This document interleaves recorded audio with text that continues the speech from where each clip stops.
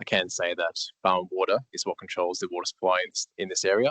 They're a state entity and we don't have any control over them. But you don't have any control or responsibility Water, for what they do. We have no control over So if there is toxic... Stephen, you've asked the second question. If you want to keep asking questions, it will take up your 2 allocated questions. Would you like to move on to your second? Yeah, but I'm just saying... Thank you. Just pass that on. It's not just saying this is your question. No, that's fine. So you don't want to be held accountable here. Yeah, okay. My other question... Stephen, do you wish to make a statement? Question. You can ask questions or statements. Yeah, okay. I'll ask you a question. Thank you. So this leads to my next question. Although the local council are government entities, not local government, as Anthony Atkinson often claims that they're local government, and you're not local government, and they are not lawful because we've had the 3 referendums saying that we didn't want local councils. They were supposedly established to allow people within the community to become representatives for their community and express the needs, interests, or concerns on behalf of the people of their particular section of the community that they are representative.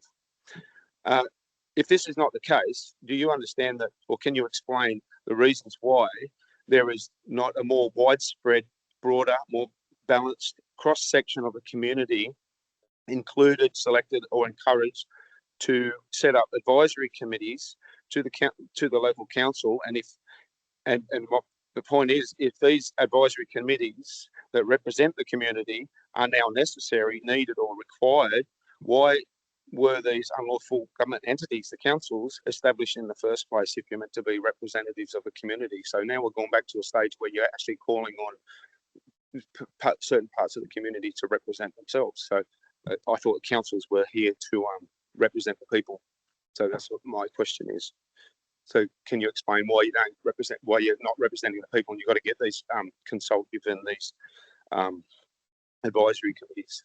Yeah, I'm afraid I can't answer why we're not representing the people, because that's actually what councils do, Stephen. Advisory committees are sections of the community that are experts in the area that we do consult. However, as we're going through caretaker period now, so your question is about these committees, advisory committees will be completing a full review during the caretaker period, and council will work to ensure that all members of the community are supported and represented in our organisation. Thank you. I just want to draw your attention to the record here. Stephen, it's not a debate. 2 on 4. You've submitted 2 questions. They've been answered. Just as long as Thank you for your time.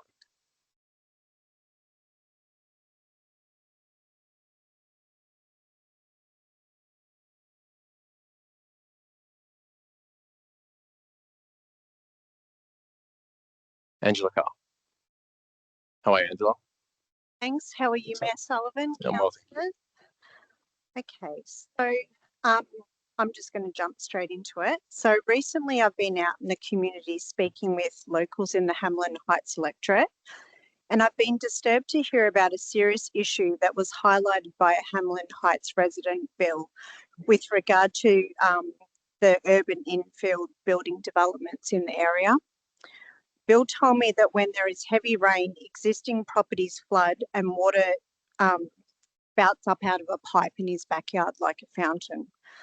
I've been advised that council has been made aware of this issue, but contractors have advised residents that nothing can be done to remedy this. This has led me to question the planning processes currently in place, as it seems the existing stormwater infrastructure in Hamlin Heights is unable to withstand the current building of new developments. Can you please outline the process between council planning and Barwon Water to determine the required pipe size for stormwater and sewerage, specifically around determining if the current infrastructure meets the capacity required to service the area when new developments are built and not cause issues such as flooding existing homes? Yeah, good question, Angela. We can dig into processes, but things about specifics of pipe sizes change from area to area, so we can see if we can get that further information. The city is responsible for stormwater management, whilst Barwon Water manages reticulated sewage and potable water assets. The city are aware that some underground drainage systems may reach capacity during intense rain events, which will result in an overland stormwater flow, as you have described. It is unfortunate that when we built these assets many years ago, to the size of what a 1 in 100 year flood may be, with the effects of climate change, they are drastically increasing at a rapid rate. This situation is more prevalent in all areas across Greater Geelong, where drainage needs in the past, as I've said, differed to the standards required today. The city's civil infrastructure units are undertaking stormwater assessments across Geelong's 25 different catchment areas. Hamlin Heights forms part of the Ribbleside catchment. This assessment of the catchment is well underway and will inform the long-term needs of that section of the community. When new development occurs within the catchment, a requirement as the owner of the stormwater network is for the developer to restrict stormwater flows from their site to pre-development levels. So when development takes place, it must be the same as beforehand. This is normally achieved through on-site detention, which is often achieved through water tanks and or rain gardens. Bowen Water provide conditions for planning permits related to supply of water and management of sewerage for any subdivision. So they have direct input into these processes. Okay, thank you for clarifying that. So I guess my second question kind of relates to what you were saying. So it sounds like Bowen Water does have input into these decisions. So Bowen Water, so they provide planning recommendations to council, or is it council that ultimately makes the decisions to approve planning of the new developments? Do you just want to ask a question? I can answer both those questions that you just asked. Yeah. I'll read it out as I wrote it. So do city planning officers liaise with Bowen Water regarding new building developments? And does Bowen Water provide planning recommendations or approval of new developments, or does this decision making lie with council alone? Yep. So the city does liaise with Bowen Water for subdivisions in relation to provisions of sewerage and potable water, which are their areas of responsibility, and that is required under the Planning Scheme and the Subdivision Act, so it is a legal requirement. Bowen Water inform the city of their requirements, which are part of the requirements of the planning permit. So whilst the City of Greater Geelong is the ultimate authority to grant permits, they must meet the requirements given to by the statutory authorities such as Bowen Water. We cannot waiver those things in a planning permit application process. That's my understanding. Yep, thank you. Now, I believe that Charles Street is next on the call list. Sorry. Yeah, unorthodox, but yes, he certainly is. Yeah, so I'm stepping in as his proxy because unfortunately he's unwell. Oh, well, we certainly hopes he gets better. This is the first one he's missed quite a bit of time. Yeah. But please. Okay, so I'll just read this out as it's written. Okay. We in Lara note with great concern the announcement in the press that a consortium of 9 councils to the east of Melbourne have banded together to enter a waste supply agreement to burn rubbish at the forthcoming Maryvale Waste to Energy facility. We have not seen an independent environmental effects statement nor a business case for this project. The relevant council meetings were reportedly closed. Why? It is clear to us that these councils have no idea of the environmental and public health risks involved. Is the City of Greater Geelong also coming under commercial, administrative or political pressure to follow suit and burn the city's rubbish? Thank you, Angela, for asking the question on behalf of Charles. A long question, but a short answer. Whilst we thank you for the question, the city has not been approached to be part of a waste supply agreement for any waste energy facility. The organisation nor the councillors have either been approached. I'll go to Deputy Mayor Aiken to something further. Thank you, Mr. Mayor. Look, the short answer is no. This council's taking a completely different position to what our local government has done in the eastern part of Victoria. The council's been quite consistent with its strategic view in that waste to energy is not a solution. In fact, it's only one level above landfill, and it's certainly the position that this council has, and it's consistent with the Lara community as well too, who are strongly opposed to the position. And any communication that our mayor has actually written to the ministers and WorkSafe and the EPA have all made it quite clear that the City of Greater Geelong does not support waste energy as a solution for removing waste from our system. So I'll go to Councillor Hathaway. Thank you, Mr. Mayor. Look, just for clarity, because I don't want community members to be confused, we have discussed this as a councillor group. And I know the mayor, on behalf of the Lara community, has echoed community concerns. And correct me if I'm wrong, but I've been advised previously that the City of Greater Geelong does not have a formal strategic position one way or the other on waste energy incineration. We haven't got a position on it, but it was not included in our waste management plans for the city. So we have multiple things we do pursue. Waste energy is not one of them. Thank you, Angela. Great, thank you.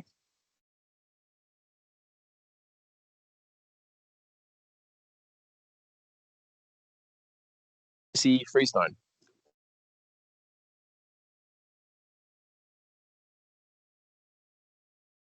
Hi, Chrissy. Sullivan and councillors, thank you for taking my question this evening. So I was pleased that there was a question earlier on about safe cycling in Geelong.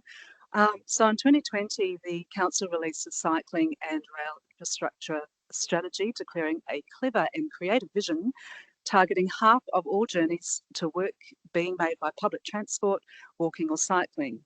Since then, census data disappointingly reveals a declining trend in cycling to work in the city.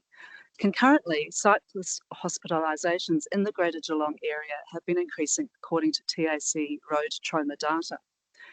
Establishing safe bike lanes is crucial for encouraging more people to use bicycles as a viable mode of active transportation. And this initiative promotes a safe, sustainable and healthy way to travel in the future. As a regular commuter cyclist, I have found the streets around Geelong increasingly unsafe to ride along due to the ever-growing population and resulting increase in car traffic in recent years, resulting in increase in poor driver behaviour towards cyclists. I was therefore really disappointed to learn via an ABC News report earlier this month that the Geelong Southern Link bike lane project had been shelved halfway through construction, with $3 million in state government funding lost. Also mentioned in the report, and I quote, the state government froze infrastructure funding to the city in early 2020 following a council decision to spend $2 million demolishing separated bike lanes from its recently completed $8 million CBD Green Spine project, which is somewhat baffling because some separated bike lanes are better than no bike lanes at all. So funding provided by the state government specifically earmarked for the second stage of the Cycling Link project now lost. I would like to know why the council did not go ahead with this important and much needed second stage. And I have read the response and I do note that safety concerns have been cited, and it would be great if you could expand on what those safety concerns were. That's my first question. Yeah, thank you for your first question there, Chrissy. So as you know, as you said, Council decided not to award the construction tender for the Building Better Bike Connections Southern Link Stage 2 project due to safety concerns over the design. I'm glad you've mentioned that ABC segment, because that itself showed footage of our near miss and collisions that had taken place on Stage 1 of that design. No one around this table is against bike lanes, the issues we have around where they are and how safe they are. We all want all members of our community to be safe. We don't want to go from one dangerous path to another one. It's about making sure that people, if we're going to invest this money in infrastructure, it has to be safe, it has to be worthwhile. So we paused that to develop an integrated transport strategy, which investigates broader strategies around a holistic pedestrian, bicycling, public transport and driving network. Make sure that people have options, they're not just car reliant. Right. So I guess that answers my second question about the plans, future plans. It's a little bit more as well after you ask your question. Okay, yeah. So what plans does the council now have to honour its commitment to providing safe cycling infrastructure in Geelong, encouraging more cyclists to safely engage in this very important form of active transport? Absolutely. So whilst we still did go out for community feedback around a bike link down High Street, Belmont, so that information is not lost and will still help inform the integrated transport strategy. The community may desire a similar bicycle link in the area, which would see us use these plans and learnings from the project to support this outcome and to advocate for external fundings. But we just need to take a break, reassess, like many other councils did at the same time, to make sure that what we're implementing is actually safe and isn't something that's not going to live up to what it's promised to do.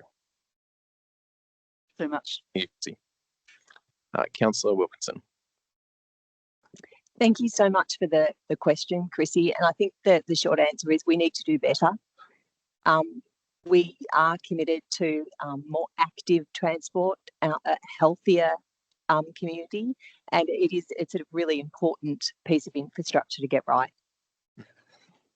Councillor Wilkinson's quite right, and although this project has been stalled, there's been other cycling corridor funded projects from the state that we've been using with ourselves and the Surf Coast Shire. So other avenues are still being explored.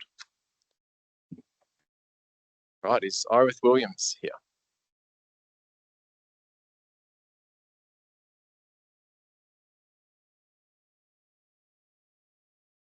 Why you, Irith? It's actually Irith.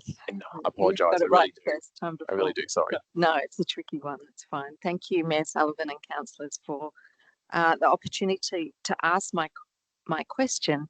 I was interested to see that you're adopting a disability access and inclusion plan, because I've recently found out from friends and acquaintances who live in Norlane that concession card holders don't have the same access to the Norlane ARC as full members, and from what I understand, it's a little hard to interpret from the website, but what it looks like concession holders at other ARC.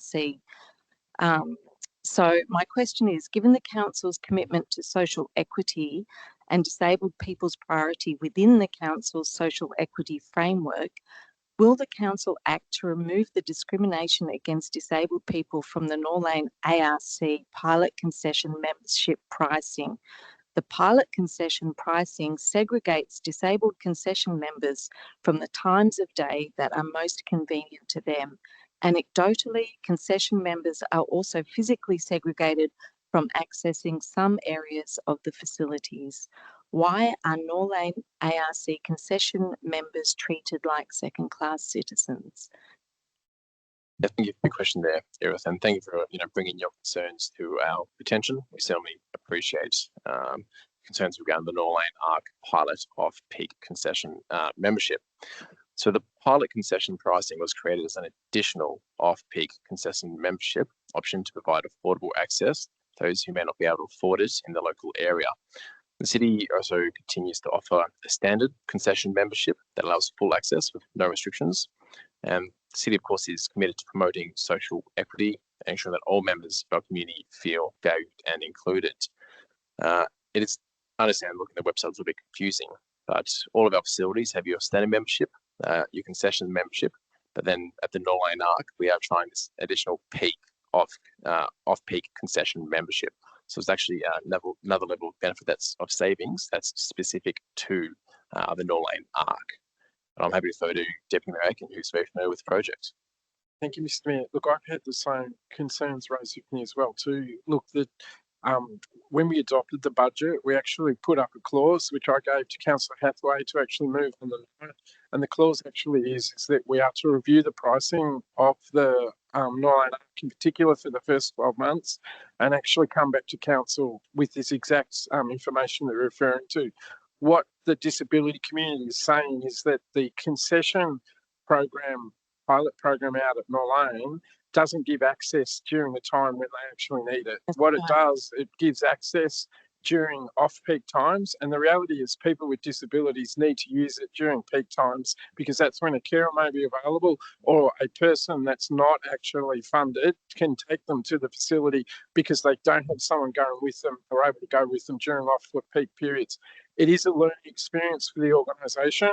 We are genuinely committed to access and inclusion. We have got an issue about affordability at our pools and infrastructures in Geelong, and in fact, it seems to be an issue in the local government sector because the election campaign around Victoria is a number of councillors, including the current Lord Mayor of Melbourne, has made major announcements about reducing the cost of access to pools facilities in the Melbourne city of Melbourne.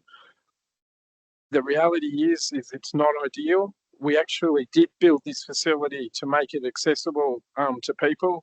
There are affordability issues, and we are learning that this exact concession program, which was seen as a pilot, does have unintended consequences, which is what you're bringing to the attention of the officers. I hope they listen, and I hope there is a genuine response at a future time for it. And if they can modify it now, I hope that's actually considered by the CEO as well too. Yeah. Can I ask if there was any consultation with disabled people in coming up with this pilot scheme?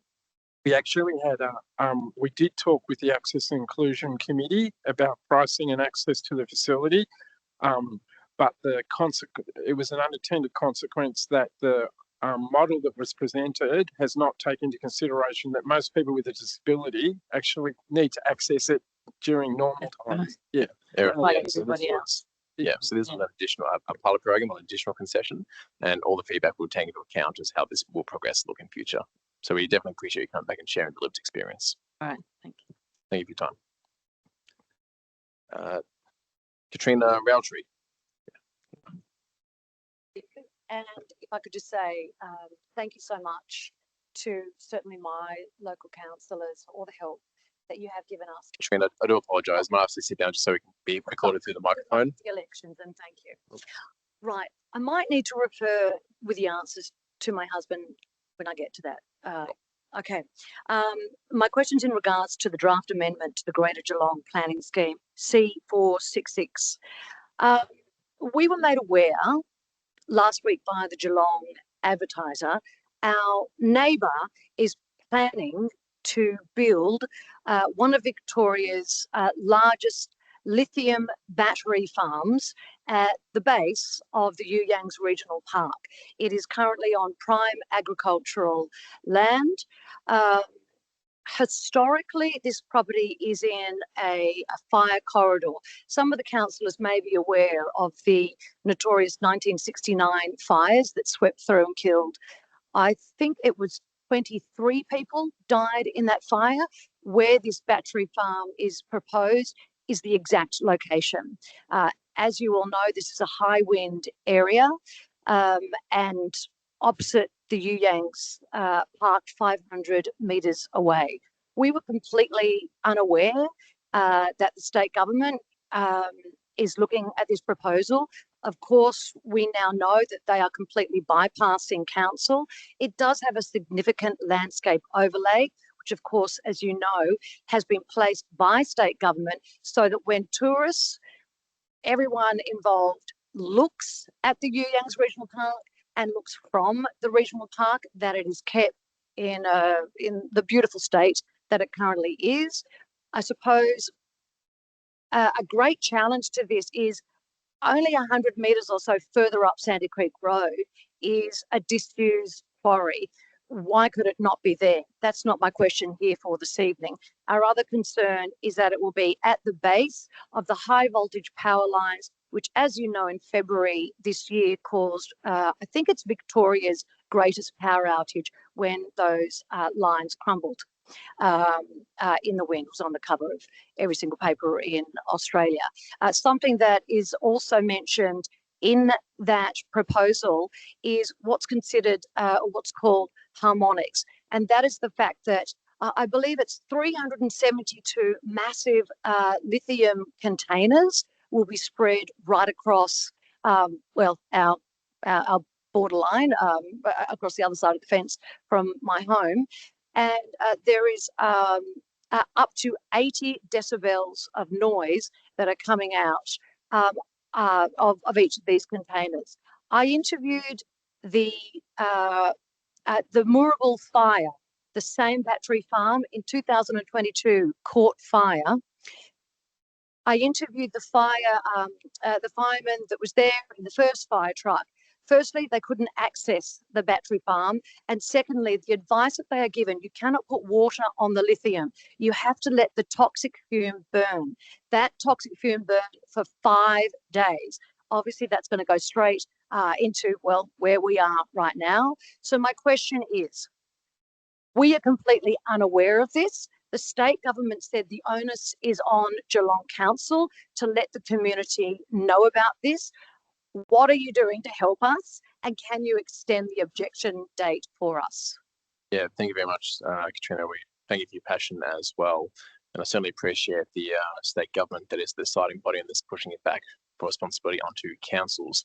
So whilst we are not responsible for accepting, processing or deciding this amendment, council officers will be reviewing the proposal, including scaffolding documentation, and will be lodging a submission in this process as well. In terms of what we can do on community awareness, we can chat to office and see what we can do in this space, seeing as it is such a substantial proposal. And one thing the community, just like most, have always been caught unaware, whether it's a battery, whether it's a waste energy incinerator, where things have been trying to, I almost dare say, be snuck through by the state government. The community needs to be made aware of it. So we can see what we can do and to make some people aware, but we'll follow up on that one.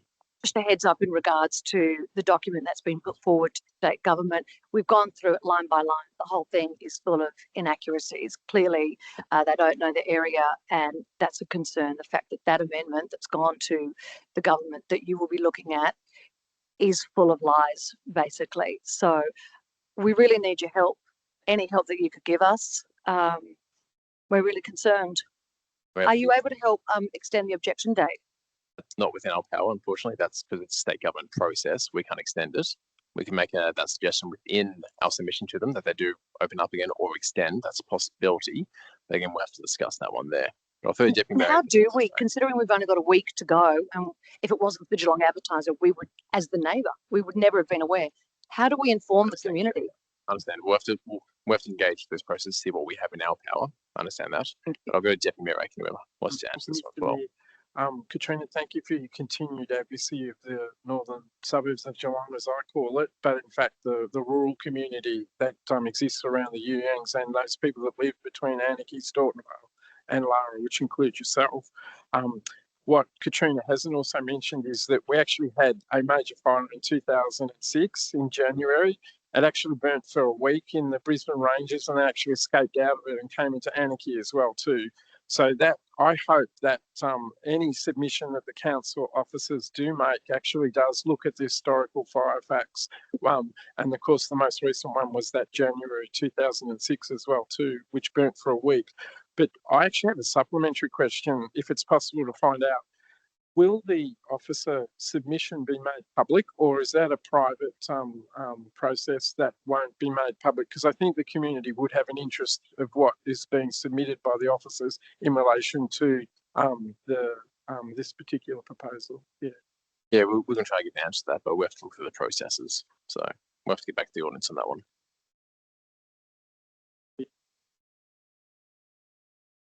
With Mayor, the submission can be made public. Where would I see that?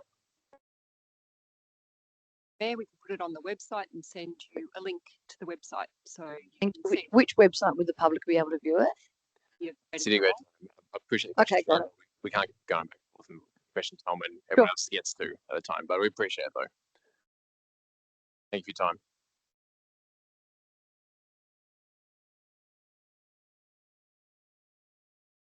All right, Jennifer Banter. Is Jennifer here this evening?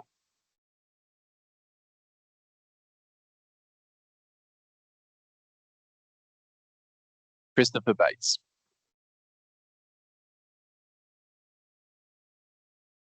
Hi, Christopher. Well, thank you, Trent and Council. Excellent. Good to hear.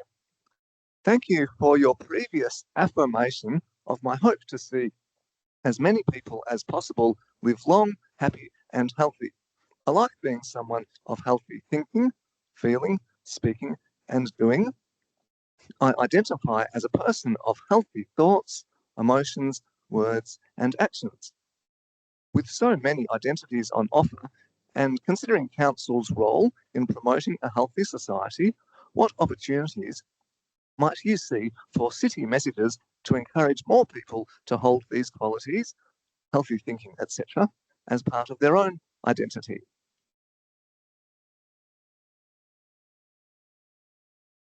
Thank you for your question, Christopher. Of course, improving mental health and well-being, as you know, is one of our 5 key health and well-being priorities, as outlined in our current community plan. We are currently in consultation with the community about the next development of our municipal public health and well-being plan, which will be incorporated into said council plan. The city certainly advocates for promotion of mental well-being, just like you do. We aim to adopt strength-based language, which is always promoting good mental health there, and approaches to health promotion by building on community partnerships and assets rather than focusing on challenges or deficits that we're facing.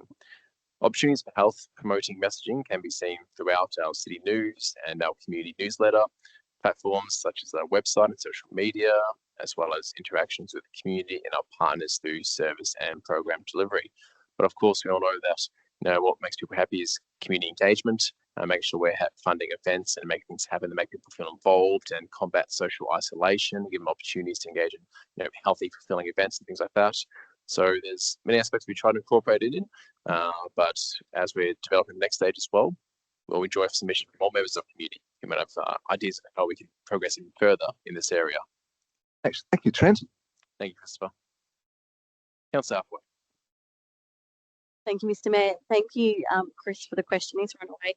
I just want to acknowledge Chris as a fellow 3214 resident, that some of the good work that is being done in this space in terms of healthy thinking and mental health. I think it's something certainly we're seeing out in 3214 is that sense of connection and belonging goes a long way to improving people's mental well-being. And some of the great work that's being done out in the north is resident-led. We see it in Lab Square with the Good Neighbourhood Project, and particularly want to thank the council officers that have gotten behind that and provided logistical support and just support generally that they can to resident-led initiatives. I think is really important. Absolutely. Thank you, Councillor Hathaway. All right. That concludes question and submission time for this evening. We're now going into petitions and joint letters. I believe we have one petition to be tabled by Councillor Contell. Is that correct, sir? That's correct, Mr. Mayor. Thank you. Do you wish to speak to it? Yes, please. Please. Mr. Mayor, I have a petition here that's been presented by residents of particularly around the Thompsons Road, Bell Park, North Geelong area. There's been recently works being carried out on Thompsons Road related to removal of one of the lanes on either direction of Thompsons Road, turning it in from a 2-lane road to a 1-lane road in each direction between Victoria Street and Separation Street. And the main concern of the residents is, again, as was pointed out by Katrina Roundtree, the lack of communication and consultation by the state government, by Vic Roads, and also by Transport Infrastructure Department. And what the residents are asking for is that the Mayor and the CEO write to the state government and the state minister for Transport and Infrastructure to ensure that there's a thorough consultation plan and process put in place for these works. Unfortunately, the works have now commenced and possibly are nearing an end. And so the community has been left flat-footed and once again having to advocate on their own behalf and not having an appropriate audience to discuss these works with, as is the case with what's occurring out in Lara, and we heard tonight. All the same, I'd like to put this petition forward, ask that the Mayor and CEO follow their instruction and do write to the Minister, because the community is still waiting for the state government and Vic Roads and the Department of Transport and Infrastructure to speak to them about these works, because there may be an opportunity for modifications or amendments, or at least some consultation that might appease the requirements of the residents. Councillor Contell, your petition is tabled. Right, in section 2 of reports, item 1 on the agenda is adoption of the Disability Access and Inclusion Plan 2024 to 28. Moved by Deputy Mayor Aiken, seconded by Councillor Hathaway. Thank you. Deputy Mayor Aiken. Thank you very much, Mr. Mayor. Look, this is the third of 3 major strategy and policy positions I've had the opportunity to actually lead in the past 12 months on behalf of the council. The first, of course, was the Economic Development Strategy Geelong on the Rise, which identified our economic policy for the next from 2024 to 2034. The second one was the Geelong Major Events Strategy for 2024 to 2029. And this is the third one. And this one probably has given me the most personal pleasure. And the reason for that, of course, I am deaf, and without the cochlear implant, I am a person living with a disability. So this policy and strategy actually is very personal for me as a councillor. What I am proud is that this document outlines the council's commitments in a policy sense for the next 4 years about how we are going to create the city of Greater Geelong to be more accessible, inclusive and welcoming, and ultimately supports full participation of people with disabilities. And we've just had a good example of that tonight in terms of a policy and pricing decision that we've made.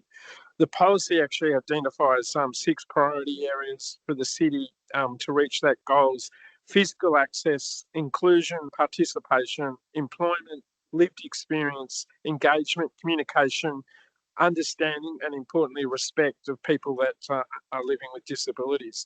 And we hope to be able to address those by under 4 pillars in the document, and the document talks about how we wish to address access, how we wish to address inclusion, how we wish to support employment for people living with a disability, and how we want to advocate for community attitude change to people living with a disability as well too.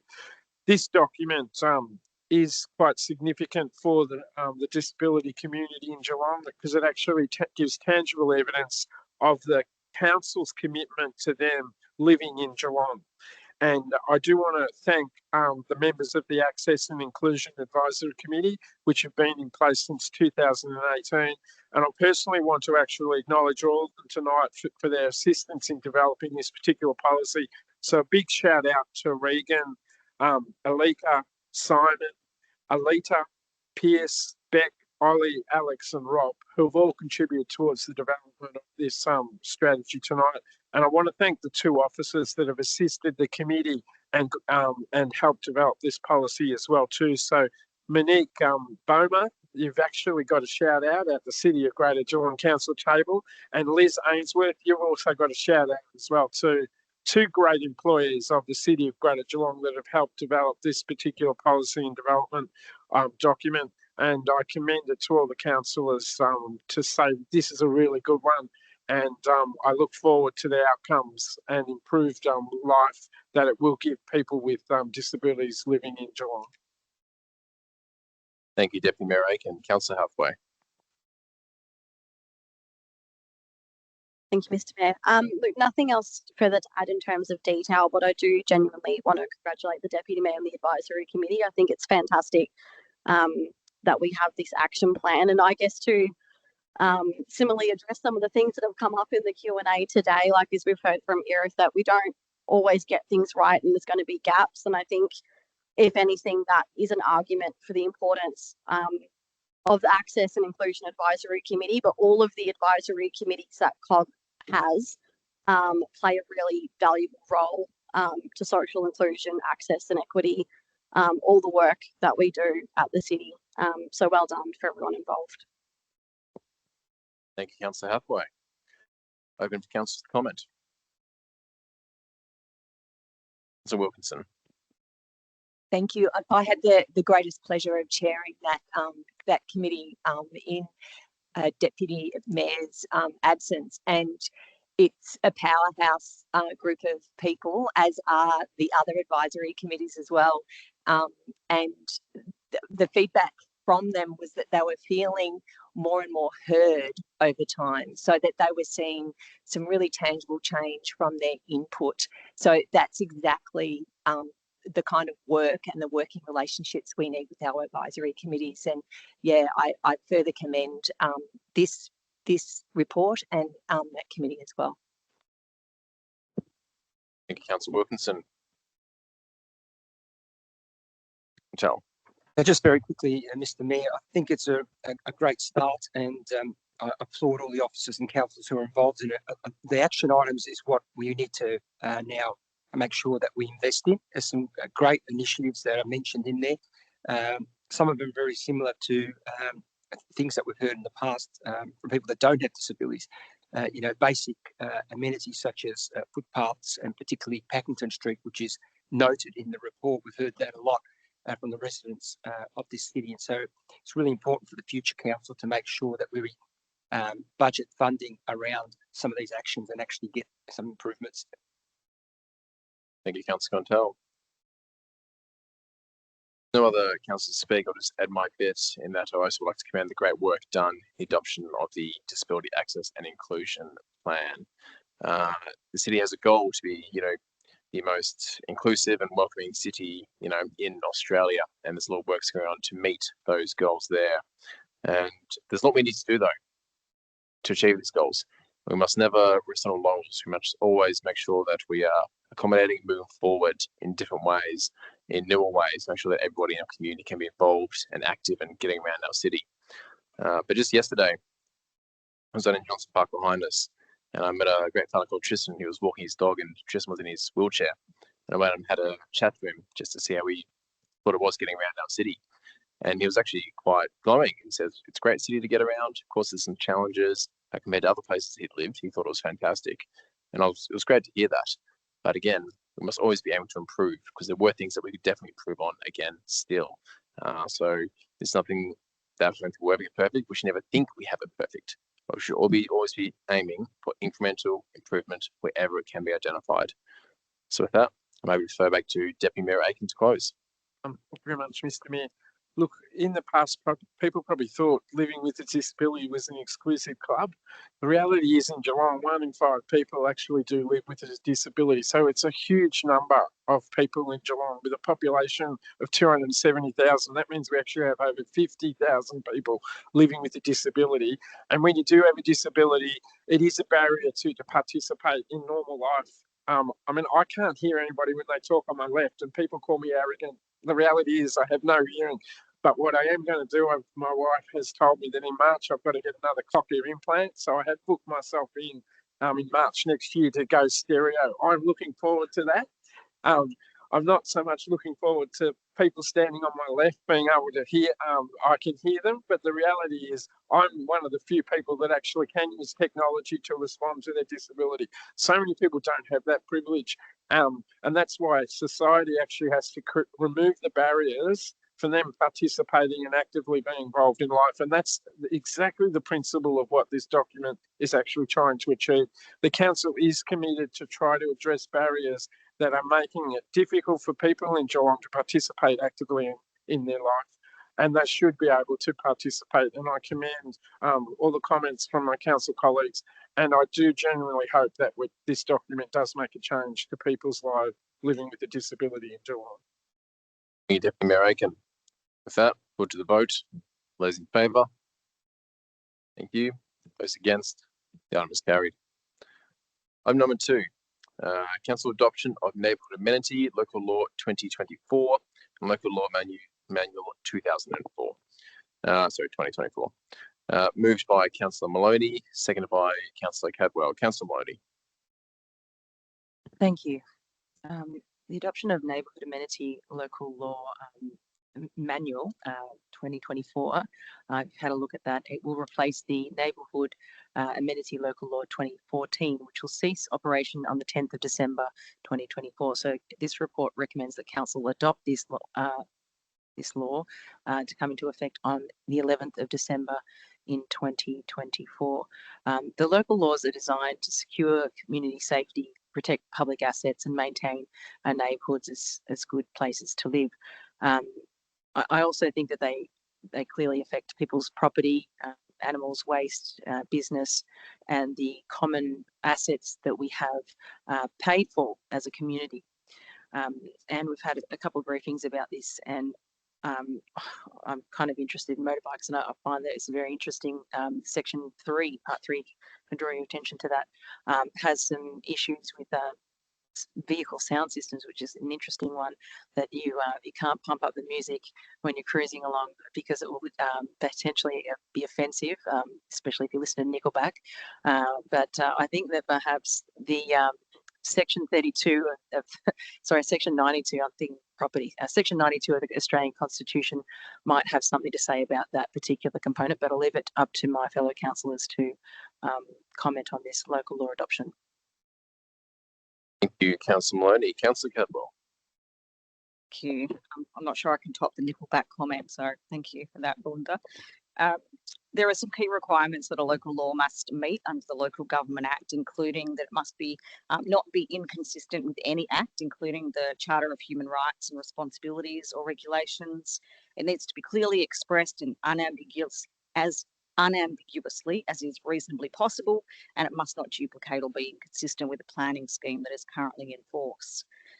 So the main themes of the feedback that were received about this local law and the changes made were aimed at simplifying language and changing gender neutral terms, updating measurements from imperial to metric, removing or combining duplicate subclauses, removing clauses that were no longer relevant or that were covered by other legislation, and updating wording to future-proof for potential changes, for instance, electric vehicles and glass recycling. So I put this to the council. Thank you, Councillor Cardwell. Any other councillors to comment? Councillor Hathaway. Thank you, Mr. Mayor. I'm glad that we've got an outcome, but it would be remiss of me as the chair of the LGBTI Advisory Committee not to speak about the process and to feedback that I've had, which was concerned with the consultation process and a view that it was problematic, with recommendations from our own advisory committee not being listened to. And specifically, there was a problematic clause in relation to public use of public bathrooms that went out in the second round of consultation, despite a lot of angst and feedback that had already come back from the advisory committee and other community members. I'm concerned that it's been damaging to our relationship with our own advisory committee and the broader community going forward, particularly the fact that a complaint was made to VERIOC. So I'm glad that we have the outcome before us, but sometimes the process matters as well as the outcome, and I just think we need to take that into account in future. Thank you, Councillor Hathaway. Councillor Wilkinson. Yeah, I would like to commend officers on the long work that this has taken, but also to pick up on Councillor Hathaway's important point about taking on our own advisory committee advice, but further that these are really important changes. These are really significant changes for us, and it's disappointing that it's going to take 4 months to train our staff. It would be great to see this actioned, but sort of more immediately. But having said that, the outcome is here, but the process is important, and there's some learnings there. Councillor Wilkinson. I too would like to thank all the staff at the city and all externals who've engaged in this process as well. Local laws such and neighbourhood amenity is such a wide-ranging area that to update this area because of the new Local Government Act, it's quite a monolithic task. And throughout it, there's going to be steps to overcome, things that pop up that need to be re-engaged in. I think the team have done that very well. Worked towards a final great result, which I'm very excited to see before us and be able to be completed in this council term. But this again has been a monolithic amount of work being done by the entire team. They've always been very proactive. They're engaged with community and the councils about this, and I'm happy to commend what we have in front of us. With that, I put it back to who moved this one. Sorry, Councillor Maloney to close.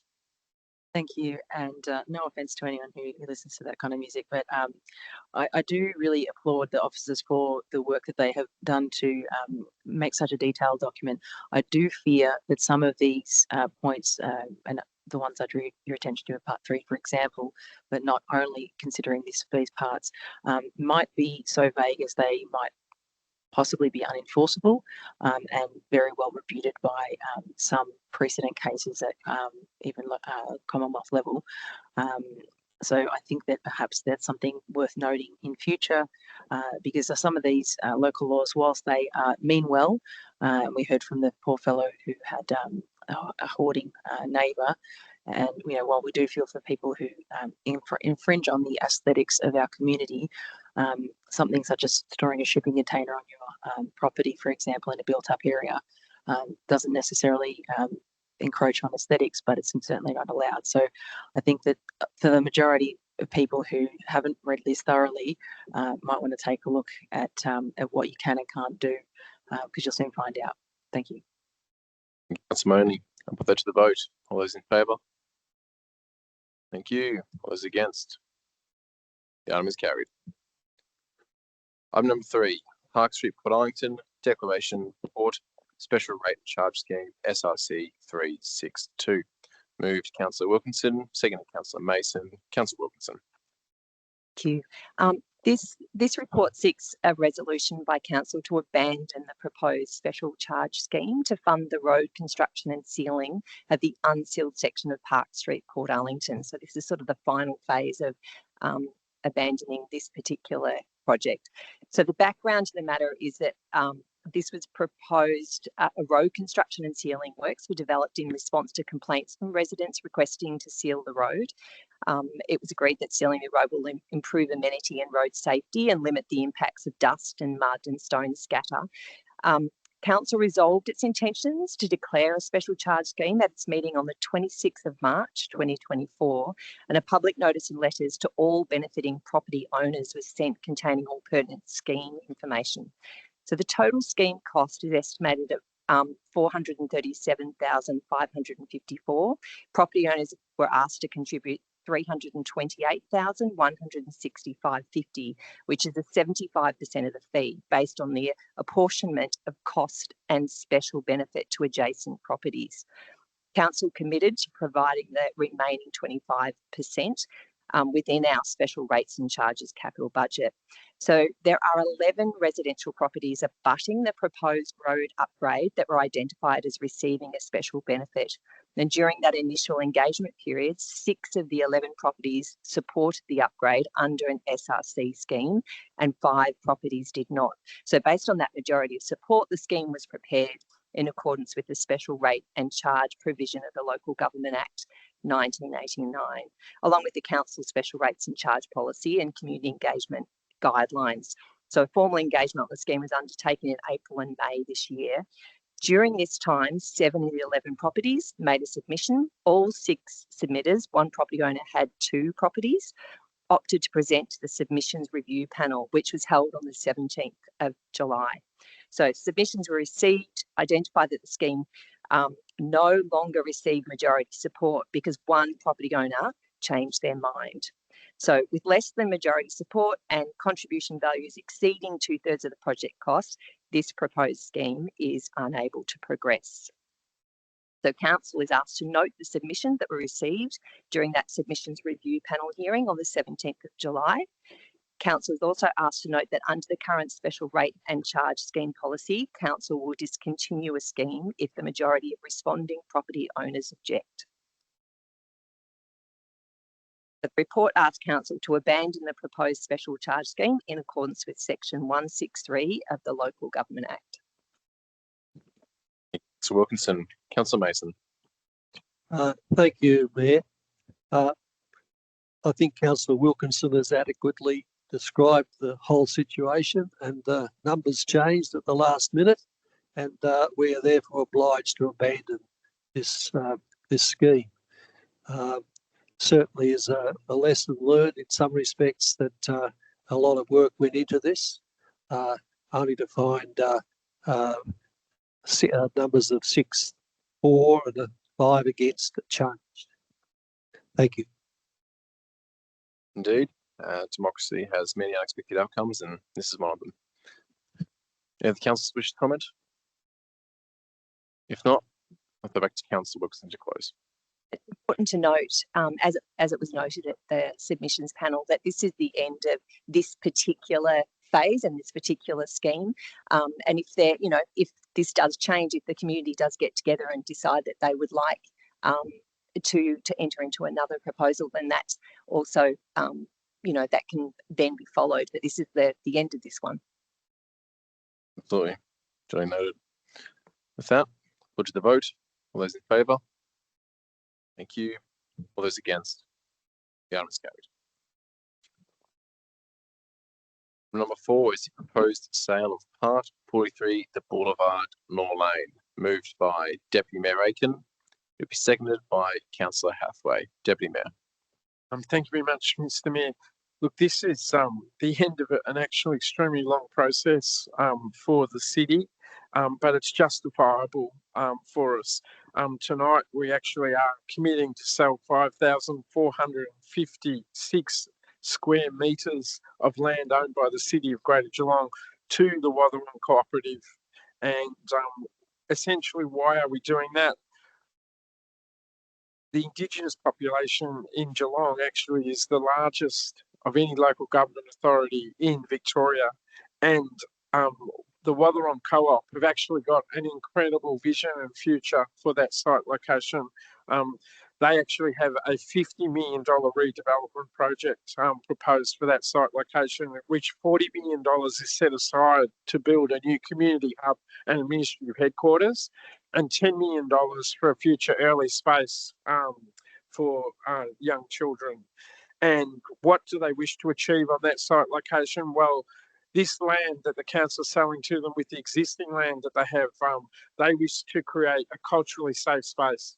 They wish to create a culturally significant space in Geelong, and importantly, they actually wish to return what is currently industrial heartland in the northern suburbs back into Indigenous heartland for the community that they represent. And council is assisting them as much as we can. And in fact, the tangible evidence of that is that the organisation has gone out of its way to assist with the planning, rezoning, and the planning requirements associated with this parcel of land.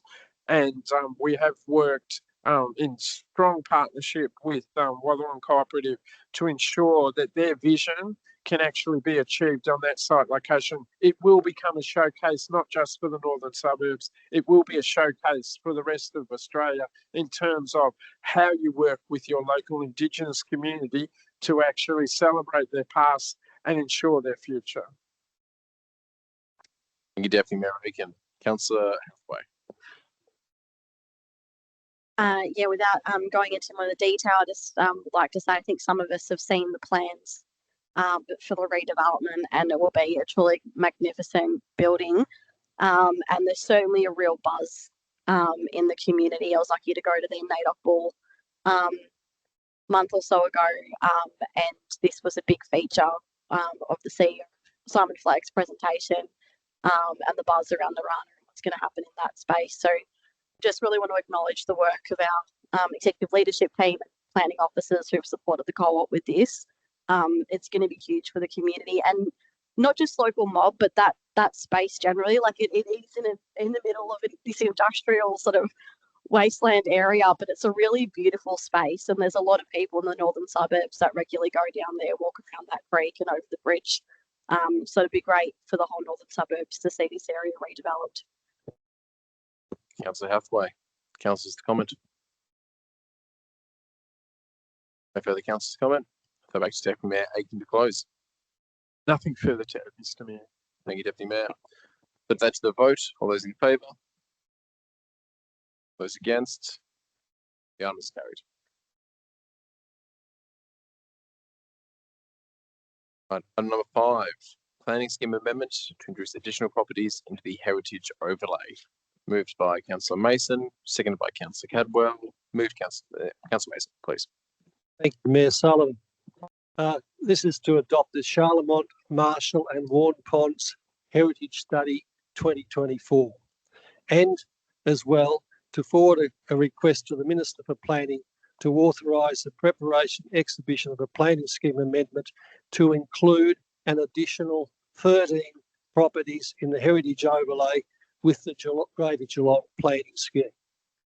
Mr. Mayor, this follows on from the work done in the Outer Areas Heritage Study 1998 to 2000, where this study identified 33 suburbs and 1,303 places of heritage significance that might warrant inclusion on the heritage overlay. The strategy adopted by Council was to progress detailed assessments and heritage overlay inclusions for those study areas facing greatest development pressures.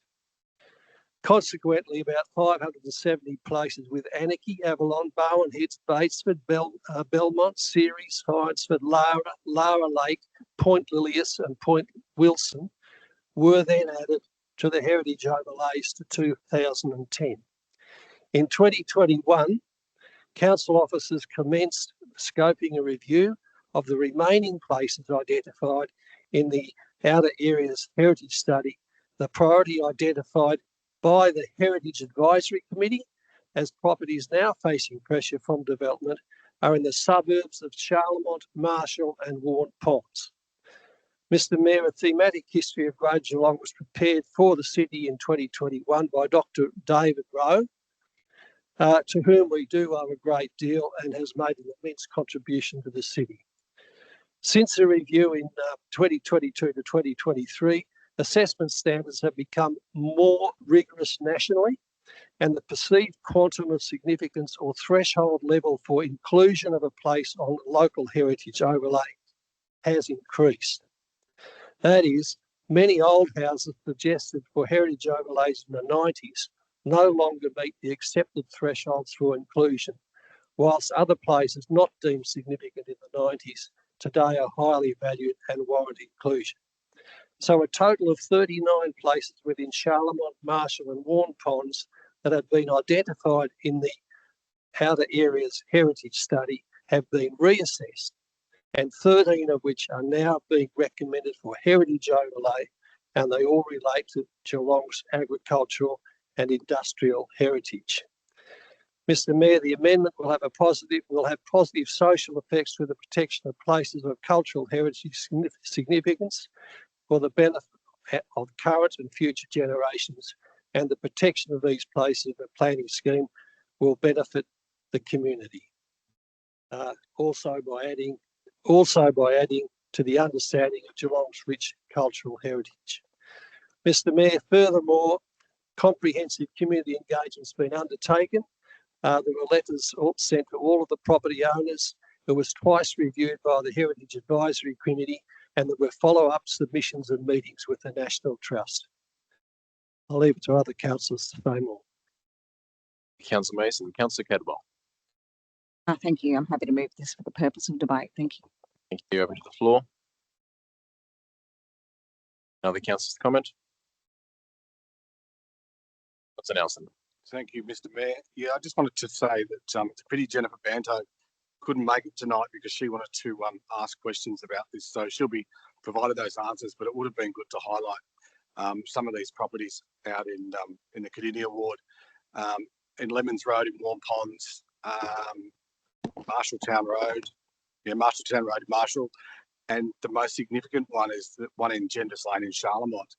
It comprises the ruin of the largest known tannery in Australia. And it's a beautiful old property out there. And if anyone's got some spare time, it's good to see these properties listed, and it's good that we're now preserving them. Even though the owners have an opportunity to provide their feedback, it's good to see that they're being recognised for their significance. Thanks, Mr Mayor. Thank you, Councillor Nelson. So back to Councillor Mason to close. Thank you, Mr Mayor, and thank you, Councillor Nelson. And I also thank Mrs Banto for the work that she's done over many years in contributing to the heritage of Geelong. And as we've noted in the answers to her questions tonight, that any inaccuracies that she's observed will be taken on board. And I do note that there are other places that are really so important to preserve in our heritage, such as the outbuilding at 10 Lennons Road, Warren Ponds, the hotel stable at 20 Murrindus Road, Warren Ponds, the homestead at 35 to 39 Lemons Road, Warren Ponds, the community hall and former schoolhouse, 225 Warren Ponds Drive, Memorial Reserve, 270 Warren Ponds Drive, and others. I won't mention them all, other than the Sparrowvale Modern Farm, which also has a wonderful history. I endorse the recommendation. Thank you, Councillor Mason. I'll put that to the vote. All those in favour? Thank you. Those against? Item is carried. Number 6, Economic Development Advisory Board Options Paper. Moved Deputy Mayor Aiken, seconded Councillor Mason. Deputy Mayor. Thank you, Mr. Mayor. Look, this is a report associated with, in April of this year, we actually adopted the economic development plan for the next 10 years, which actually identified Geelong on the rise. And a part of that, we actually asked the CEO to explore the option of establishing an economic development board.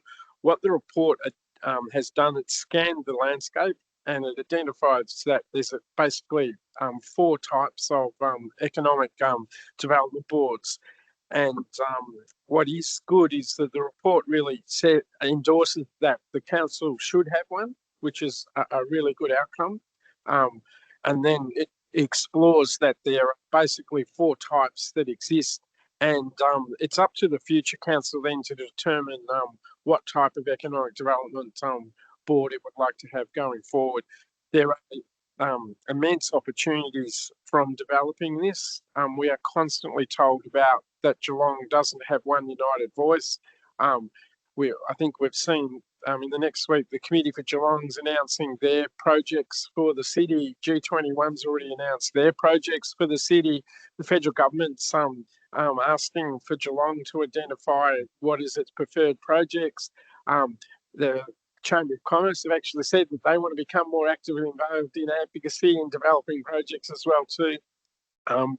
Well, here is an opportunity to use a strategic framework and a governance framework to actually try to bring together all of those organisations and actually put forward an economic development board which has the capacity and the influence to be able to present what are the infrastructure projects for Geelong to reach its full aims and ambitions as identified within the Geelong on the Rise document. So whoever is the next council, here's a good report to actually give you some base information to actually make that decision. And I look forward, whether I'm a councillor or not a councillor, to see what actually does happen. Now's the time to do something. The reality is so many other regions have economic development boards, and it's now time that Geelong reinvests in that and not outsources that responsibility to other government frameworks or non-government frameworks, because essentially that's what we've been doing for the last 20 years in Geelong. Thank you, Deputy Mayor. Councillor Mason. Thank you, Mr. Mayor. To amplify what Councillor Aitken has just said, in noting this report, there are many ongoing considerations for the 4 models that have been expressed. And the 4 different models are informal industry groups, such as in the city of Perth, has a nighttime economy task force, a formal advisory committee, which are very common in Victoria and demonstrated in the cities of Melbourne and Warrnambool. Delegated authority, not so normal, such as in Coffs Harbour, city centre master plans, and independent bodies which generate funds from levies, such as Brisbane Economic Development Agency. Mr. Mayor, there are a lot of considerations in looking at these models, and in doing so, we need to look at the unique situation that we have in Geelong, its current structures and representations, to consider improvements and avoid duplications and inefficiencies. And just noting, we currently have the Advanced Fibre Cluster Geelong centred in Deakin. We have the Central Geelong Business Reference Group, the Committee for Geelong, Creative Geelong, the G21 Regional Alliance, the Geelong Chamber of Commerce, the Geelong Defence Alliance, the Deakin and the Gordon, and Tourism Greater Geelong and the Bellarine. So there's a lot of things to contemplate how we might channel the energies of all of these elements of our community. And noting also there are other elements and perhaps elephants in the room, not recognised in the report, the many environmental advocates who understand that a healthy economy relies on a healthy environment. So I also commend the intent of this motion is to note this comprehensive report. Thank you, Councillor Mason. Councillor's comment. Invite you, Deputy Mayor Aiken, to close. Thank you, Mr. Mayor. Look, in closing, I just want to reassure our stakeholders they shouldn't feel threatened by this. This is really an attempt by the council to actually bring unity and one voice in terms of our economic future in Geelong. And I also want to assure people as well too, if you read the report, it actually talks about levies, and it actually says that levies are used quite extensively, especially for the independent boards. I'm not sure there's an appetite in Geelong for levies.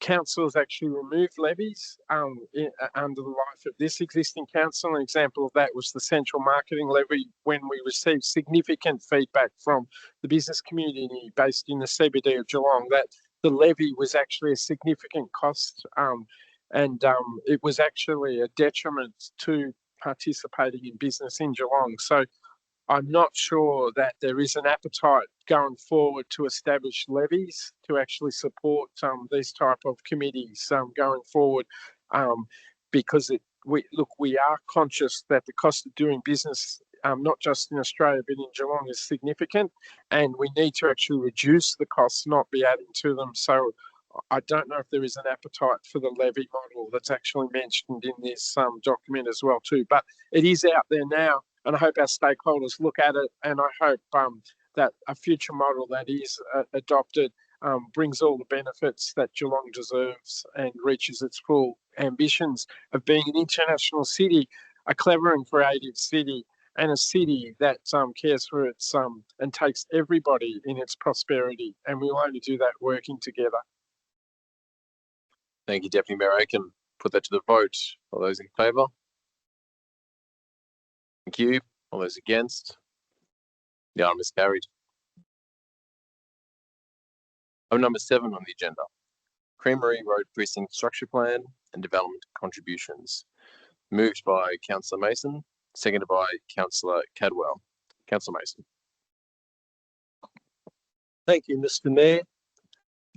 This report seeks to adopt the Creamery Road Precinct Structure Plan, Development Contributions Plan and Native Vegetation Precinct Plan, and prepare and exhibit draft amendment C450 GGEE to the Greater Geelong Planning Scheme.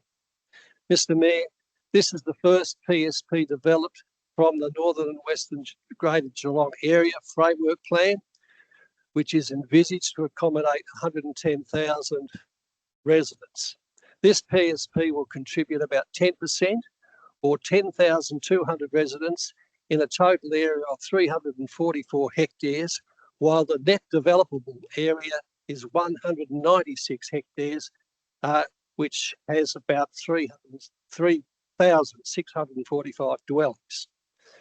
The DCP levy will be $1.6 million per developable hectare. Mr. Mayor, infrastructure and facilities in the DCP include waterways, wetlands and retarding basins, a bridge, culverts, roads and intersections, shared paths, the early years and community hub and sports reserves. This amounts to over 313 million of development infrastructure. It also features a clever and creative corridor, a tree-lined boulevard that prioritises public transport, walking and cycling between community facilities such as schools, activity centres and recreation reserves. The DCP levy, Mr. Mayor, is higher than the previous PSPs in Geelong.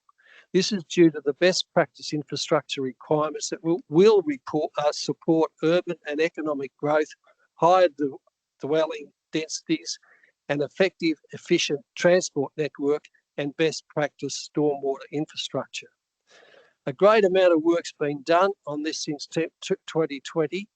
A draft PSP was released for agency consultation in May 22, and there have been numerous stakeholder consultations, and from each, refinements and improvements have all contributed to the future urban structure plan. Mr. Mayor, the vision has always been to hold a high standard of livability while minimising the effect on affordability. We don't want large expanses of cheap housing found elsewhere in the state where there are limited facilities and access to transport with poor environmental criteria. Other essential elements of this forward-thinking plan, as I mentioned, was a future urban structure plan, a single activity centre of 2.68 hectares and a 0.3 hectare town square, a mandatory social and affordable housing strategy for all development and subdivision applications, 2 new schools and a consolidated early years community hub, community parks and sports reserves with 7.7 hectares of passive open space and 12.15 hectares of open space, zero carbon communities and smart city infrastructure. In particular, Cowies Creek Conservation Zone has a 100-metre buffer. This area also allows sufficient area for habitat creation and enhancement, a protection of native vegetation identified in the Creamery Road NVPP. A buffer also provides further benefit in that it minimises disturbance such as lighting, increased pollution and human and vehicle traffic. These innovative components are not normally found in Victorian PSPs. Mr Mayor, this PSP fosters climate resilient communities, protects biodiversity with actions including an overarching biodiversity conservation strategy, includes conservation areas, tree canopy coverage targets, and significant tree retention and tree planting.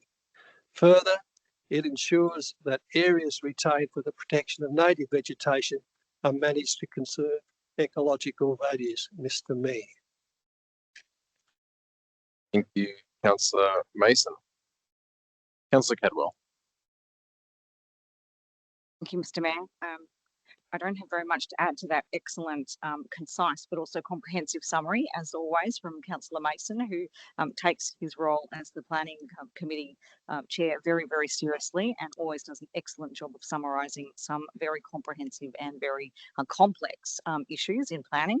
I suppose the only thing I would say is that it's wonderful to see this plan actually progressing after a few delays and several years in the works to enable us to make significant progress towards much needed shortfalls in housing in our area, and hopefully to work towards meeting the state government's recently outlined targets. Thank you. Ms. Cadwell, open the floor. Councillors to comment. Deputy Mayor Aiken. Thank you, Mr Mayor. Look, I'm not opposed to the principle of what's being presented here, but I do encourage the developer community to actually come back to us. This process is asking them to actually make formal comment on it in an exhibition sense. What I am concerned about is the affordability issue. This is our first precinct structure plan in the new Western growth zone of Geelong, which eventually will house 60,000 people. And it's actually our dearest precinct structure plan that has ever been put forward before the council. And now we may say, well, that's because of cost of living, that's because of our ambitions that we have for the site. What I am concerned is that the only housing stock that a person with low affordability can get involved in these new developments will be either apartment living or high density living. And that's actually really, that's sad that they're going to be priced out of the marketplace based on these precinct structure plans that we're now being put forward. So what I encourage with this process is, yes, let's put it out to exhibition. Let's actually ask the developer community, can they create affordable housing and diverse housing stock under this precinct model that we're adopting or proposing to adopt in Geelong? And if they can't, I hope they do come back and put very good submissions before the council to actually say, how do we address that issue about diversity of housing stock and affordability?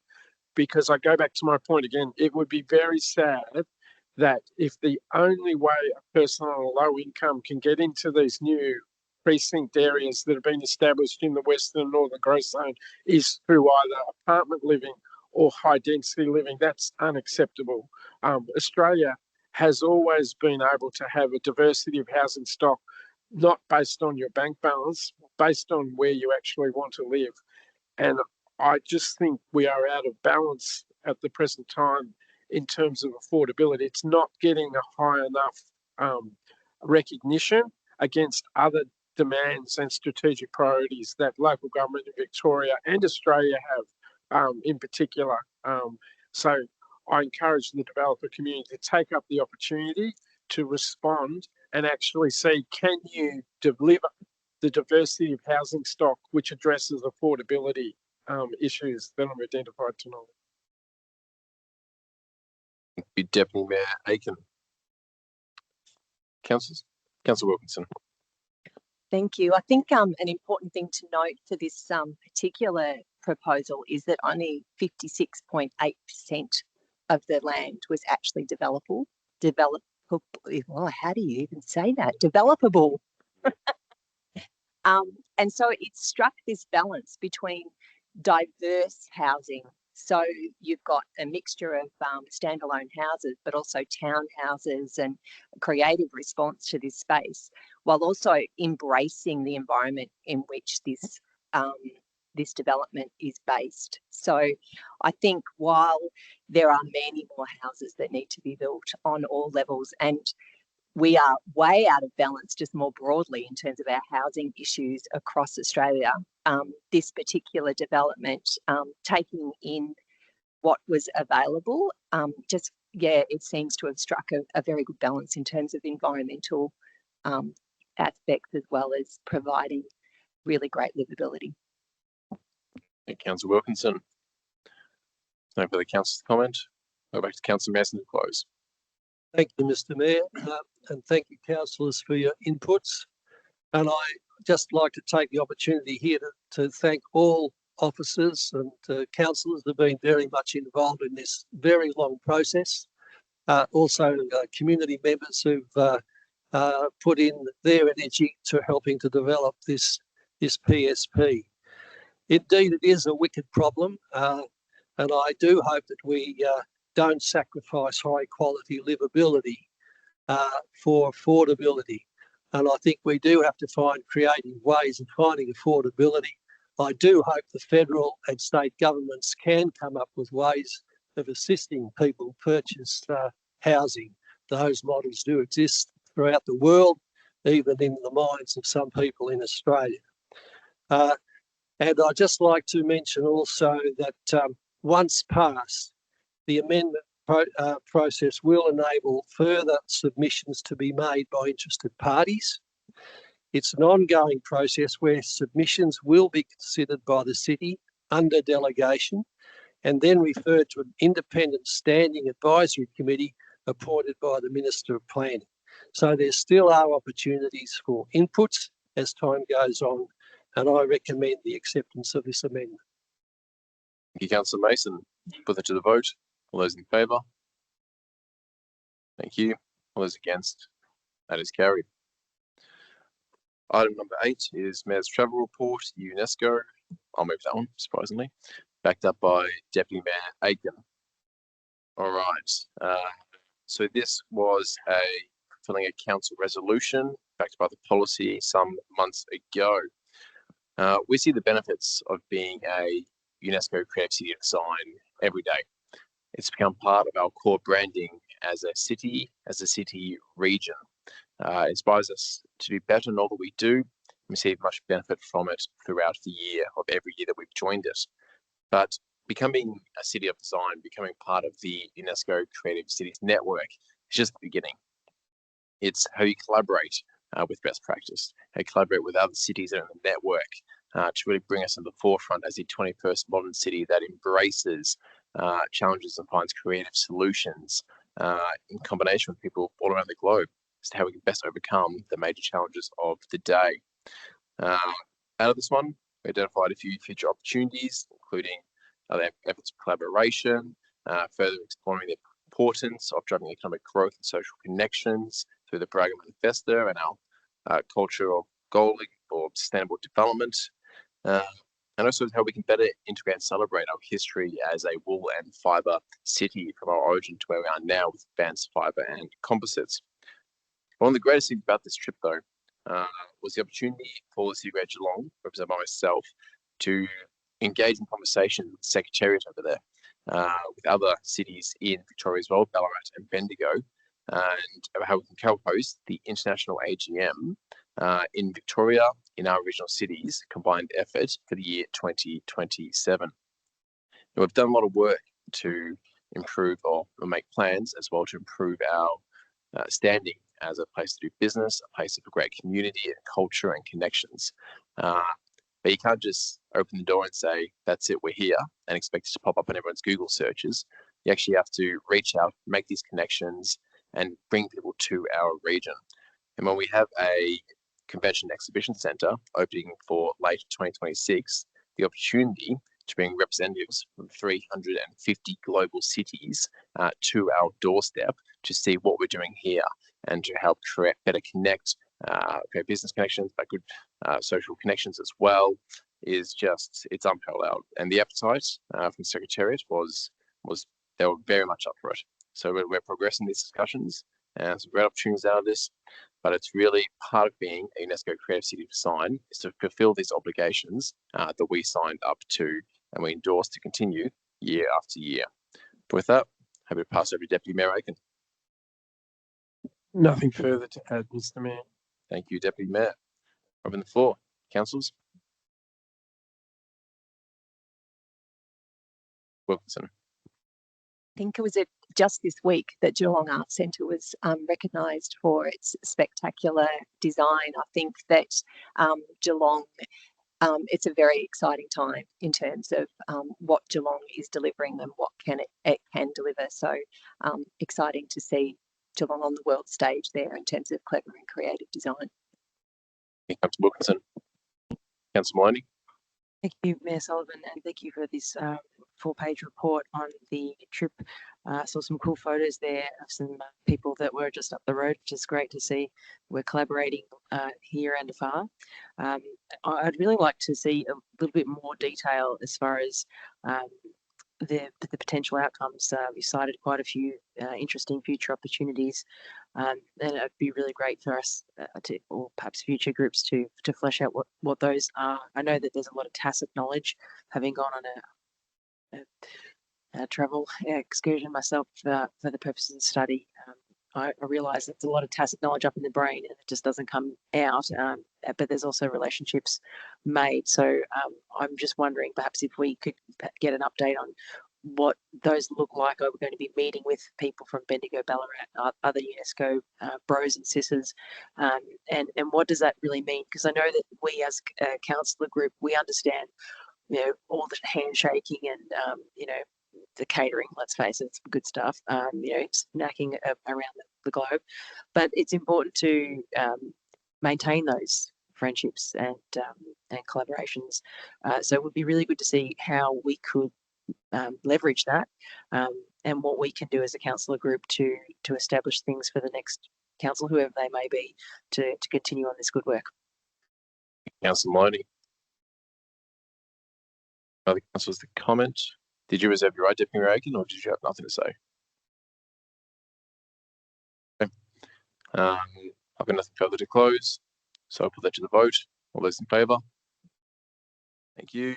All those against? The item is carried. Item number 9 is amendment C432GGEE, South Geelong Urban Design Framework, consideration of submissions. That is moved by Councillor Mason, seconded by Councillor Hathaway. Councillor Mason. Thank you, Mr. Mayor. This is to consider submissions to Planning Scheme Amendment C432GGEE and to recommend all the submissions be referred to an independent planning panel. This amendment aims to implement the South Geelong Urban Design Framework, which was adopted in 2022 into the Geelong Planning Scheme. It was driven and supported by the city's settlement strategy gazetted in May 2021, which included the future development of Barwon Water's redundant 1.2 hectare depot site and the state government's commitment to the Geelong rail line upgrade. At the same time, we have a long-term housing plan directing more housing in established suburbs close to existing infrastructure and transport. So this harmonises with the context of the South Geelong Station, Central Geelong and Belmont sub-regional shopping centres, Cardinia Park and the Barwon River environs. So this will make it one of Geelong's most desirable and easily accessible suburbs. Increased densities will occur within key development areas, including Moorabool Street and the Station Hub and other substantial change areas, whilst neighbourhood character and heritage values will be protected in identified incremental and minimal change areas. Local policy encourages affordable and social housing contributions in key development areas consistent with the Council's Social Housing Policy Plan 2020 to 2042 and state government policy. Council's 2020 settlement strategy outlines the need to provide infill housing opportunities to support population growth. Victoria's Housing Statement 2024 to 2034 recognises housing as one of the nation's biggest challenges and provides a long-term housing plan directing more housing in established suburbs close to existing infrastructure and transport. Mr Mayor, notice was sent out to 2,508 owners and occupiers, either directly impacted by the amendment or as nearby residents. From this, there were 51 submissions, 17 accepting, while there were 32 objections. All submissions have been given careful consideration. Details can be found in the papers. The key issues raised include the proposed public acquisition overlay on properties adjacent to Lamb Place to facilitate the widening of Lamb Place, proposed heritage overlay controls and desired built form outcomes for both key development areas. As a result of the feedback, the City recommends some changes to the design and development overlays, residential growth zone schedule 4 and local policy, the rezoning of 263 Yarra Street and the removal of 262 Belleridge Street from the proposed heritage overlay. So again, we've reached a balanced approach to development in South Geelong that will help to achieve not only the city's housing needs, but expectations the community has for how they want their suburb to develop. Mr Mayor, it's recommended that all submissions be referred to an independent panel to further appointed by the Minister for Planning for further consideration. Thank you, Mr Mayor. Councillor Mason, Councillor Hathaway.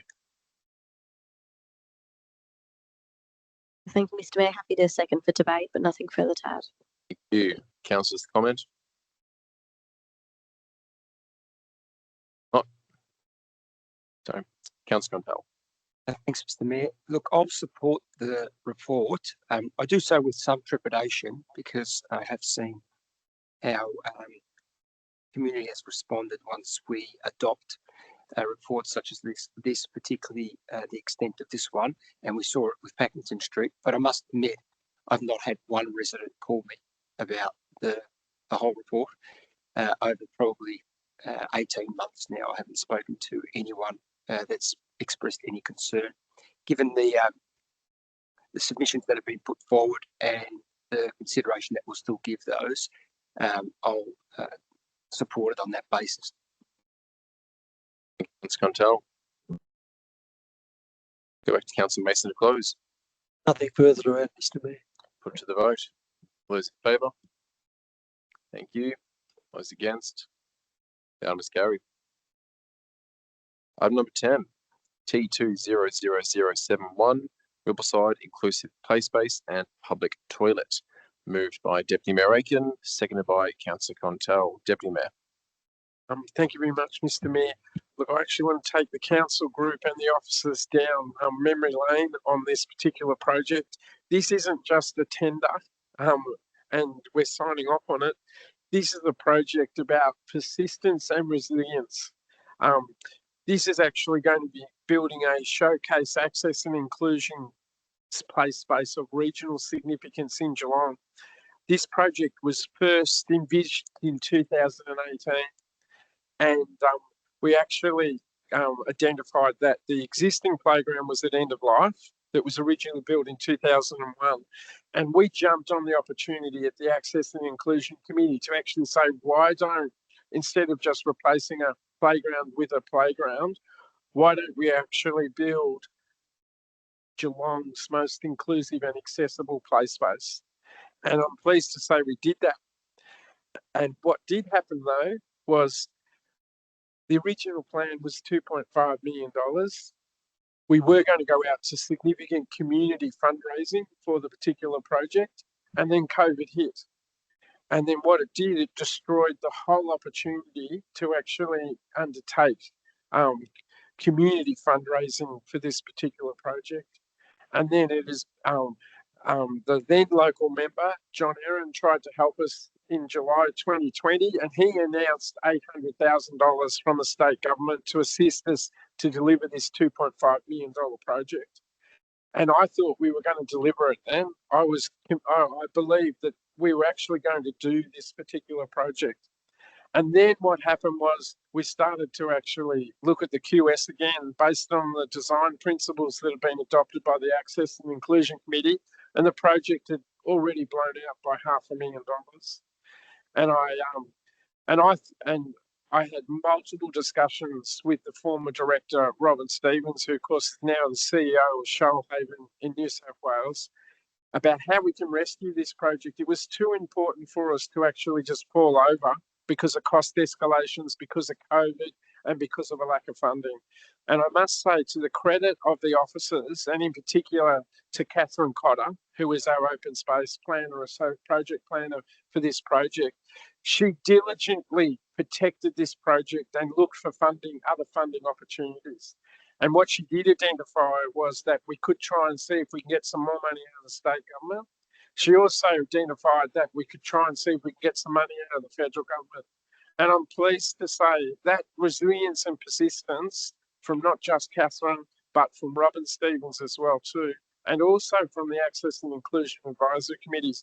Today, we are actually appointing a tenderer for a $4.85 million project, and it will become a showcase in terms of access and inclusion in a play space. And one of the important design principles associated with it as well too, it's actually all age. So it's actually not focused on just younger age people that are living with a disability. This particular play space is being designed for all ages and all people living with a disability. So it is a significant project. I look forward, and thank goodness after 6 years of resilience and persistence, we're actually going to be delivering this project. And yes, it's nearly doubled in price. Yes, it actually has seen a lot of change in personnel. But yes, it's something, and it's the right thing for Geelong to do. Ballarat has one, Canberra has one, and now Geelong actually has one.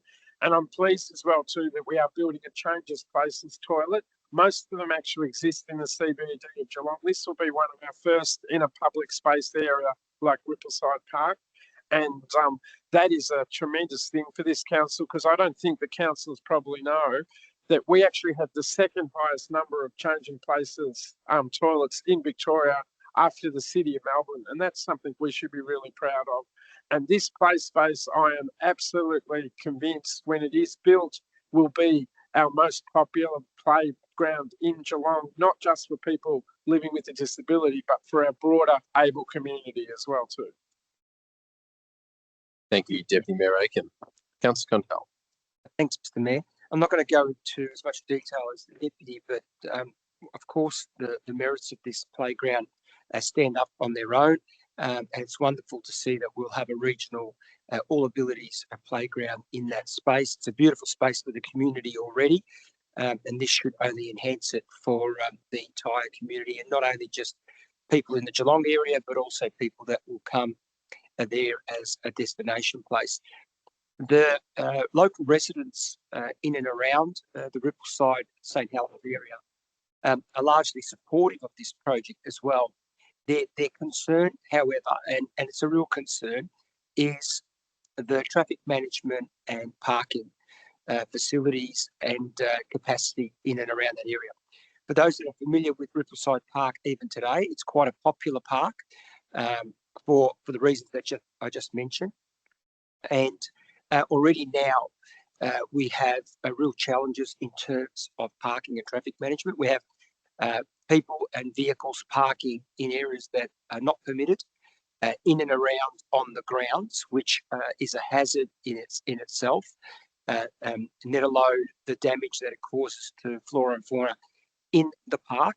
And given the popularity or the suspected popularity of this new park, that will only escalate those challenges that we already have. I know that council officers are aware of this and have taken some measures in terms of managing traffic and parking in the future. However, I guess foreshadow that I believe this will continue to be a challenge, and we need to be mindful and not dismissive of the community when they raise their concerns in the future. Again, those that are familiar with this area, particularly around summertime, school holidays, public holidays, when the weather's warmer, this is an extremely popular park already because of the barbecue facilities. And so it will attract a lot more vehicles and people into the area, and we'll need to be mindful of that for the reasons that I just mentioned earlier on. Thank you, Councillor Contell. Another councillor's comment? So we'll just as well then commend that this has been a very lengthy process, but we've finally got a fantastic outcome on it. There's no doubt enthusiasm for this project, but just how it was going to be completed in stages was certainly up in doubt. But we do have a goal set as a region to be inclusive and welcoming, and this play space goes a long way towards that. I'm sad to hear from the Deputy Mayor that we're now second in the state for changing places. I thought we used to be first at one point, but we just need a few more then to get us back on top of that chart. I remember as a kid when this playground was actually built. I was a bit younger, and it was an absolute rip of a playground. I've heard they originally built it in 6 days, which is an incredible feat. It will take a bit more longer to get this one absolutely perfect. But it's great to see rejuvenation in this space, and so we can talk to the local member about how we can further expand the inclusivity and accessibility around Riverside Park and St Helens to create not just one stop for people to go to with accessibility issues, but a whole range of activities that they can get around and feel included in. So this is a fantastic landmark development. It's just the beginning. There's so much more we can do for our community to make sure that everybody is welcome. With that, I'll throw back to Deputy Mayor Aiken. I've nothing further to add, Mr. Mayor. Thank you. I'll put that to the vote then. All those in favour? Thank you. All those against? That is carried. All right. Item number 11, T240011, North Ballerina Aquatic Centre, Stage 2 Design Consultant. I'll move this, seconded by Councillor Mason. So it's fantastic to be at a stage right now where we're actually applying the tender for design to be done. This, whilst we haven't got some great big flashy pictures to put out, is a vital stage in the process.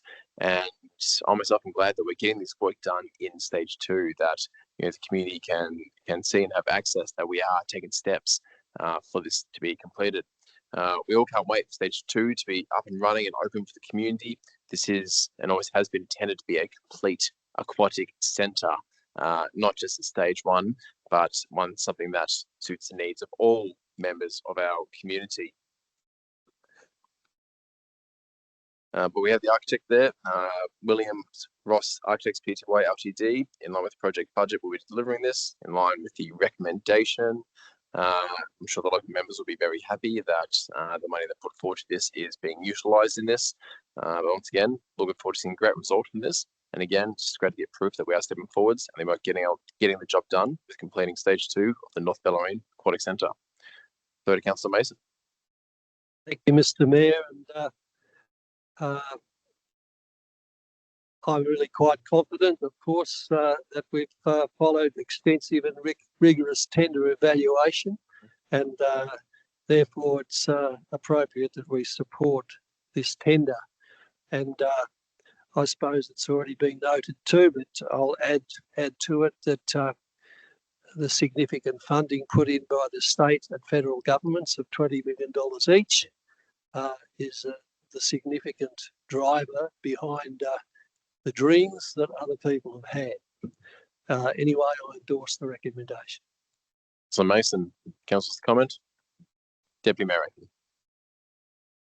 I don't know if you planned this, Mr. Mayor, but what a wonderful birthday present for the Mayor of the City of Greater Geelong, Trent Sullivan, that on his birthday, we actually are appointing design consultants associated with a project that he personally has been involved in. Thank you, Deputy Mayor. I can greatly appreciate it. Happy birthday. No, we're not doing that. We're not doing that. Thank you. I got a cake once. That was pretty good. Appreciate that. Thank you for the goodwill on this one. But even better is might be a gift to me, but it's an even better gift for the people of North Bellarine and the entire Geelong community, Mr. Deputy Mayor. With that, again, I reiterate what the other councillors comment. I reiterate what Councillor Mason said. You know, this has come to light by significant contributions from higher levels of government. It wouldn't be possible without it. And again, it's just great to see progress is being made and the job is getting done. We are getting on with it. Can't wait for it to be delivered. That's the vote. All those in favour? Thank you. Those against? The item is carried. All right. So can I please have a move into second 3? Companies have a mover and seconder for the record of informal meetings of councillors. Councillor Scontell, seconded by Councillor Wilkinson. Scontell and Wilkinson.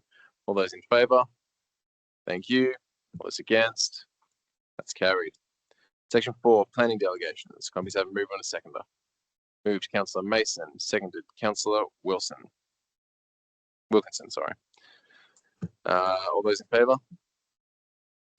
All those against? That's carried. Section 5, companies have a mover and seconder to move item number 4.1 into confidential. Moved Councillor Contell, seconded Councillor Nelson. All those in favour? Thank you. All those against? The item is carried. We now consider the remaining agenda items of in our confidential section of the meeting. So to do that, we must close the meeting to the public. Companies have a mover and seconded to close the meeting to the public so we can consider those items. Moved by Councillor Contell, seconded Councillor Wilkinson. All those in favour? Thank you. All those against? That is carried. I'd like to thank both our virtual people that are still watching, but everybody who stayed in the gallery up until the end. It is greatly appreciated as well. Thank you for your time and passion on a Tuesday night. Take care from the last ordinary council meeting of this council. Thank you for the journey. Thank you for being with us. Cheers.